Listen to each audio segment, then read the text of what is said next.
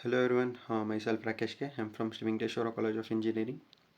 My USN is 1VE23EC085 and our subject is network analysis and our today's topic is classification of electric networks.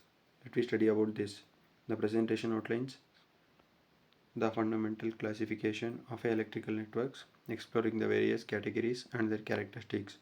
It provides a comprehensive understanding of different types of electric networks and their applications. Introduction to electric networks. An electrical network is a collector of interconnected electrical components such as resistors, capacitors, and inductors, and the voltage and the current sources. Networks can be simple or complex, are found in the various applications from everyday electronics to power grids. Network analysis involves understanding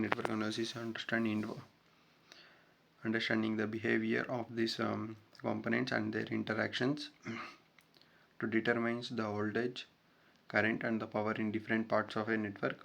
This knowledge is crucial for designing, troubleshooting, and optimizing electrical systems. Passive and active networks. Passive networks, the network consisting slowly to passive components like resistors, capacitors, and inductors. They do not generate their own energy and rely on external source for the operations. Passive networks are essential for many electronic devices.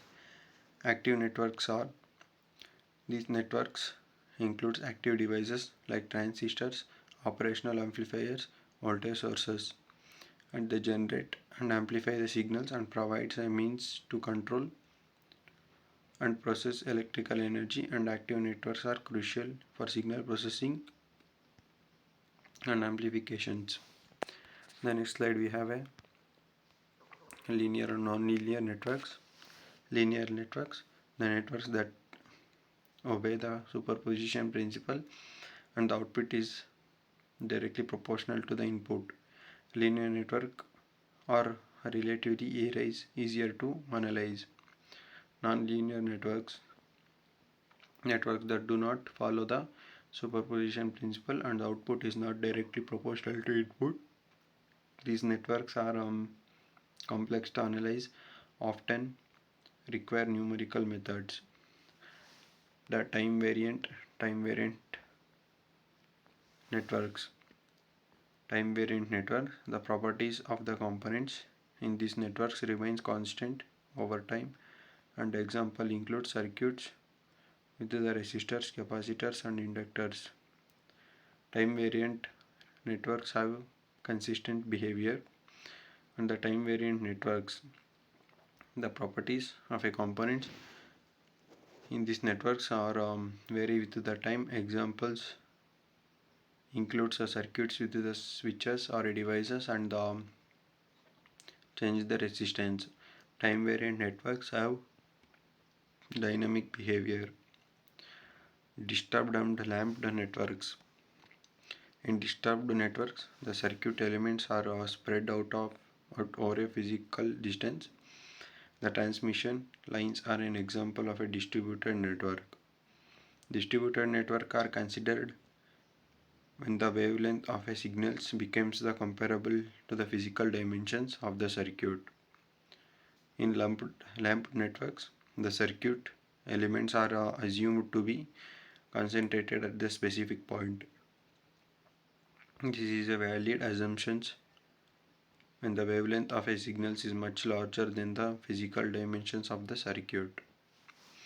The next slide we have a resistive, capacitive, and inductive networks. Resistive networks that are dominated by resistors. They are used for the controlling and dissipating electric energy. Capacitive networks dominated by capacitors. They store energy in electrical fields and are used in the circuits for filtering and smoothing signals. And the last point we have inductive networks. Networks dominated by inductors to store energy in a magnetic fields and are used in the circuits for the filtering energy transferring and creating electromagnetic fields. Series and parallel networks.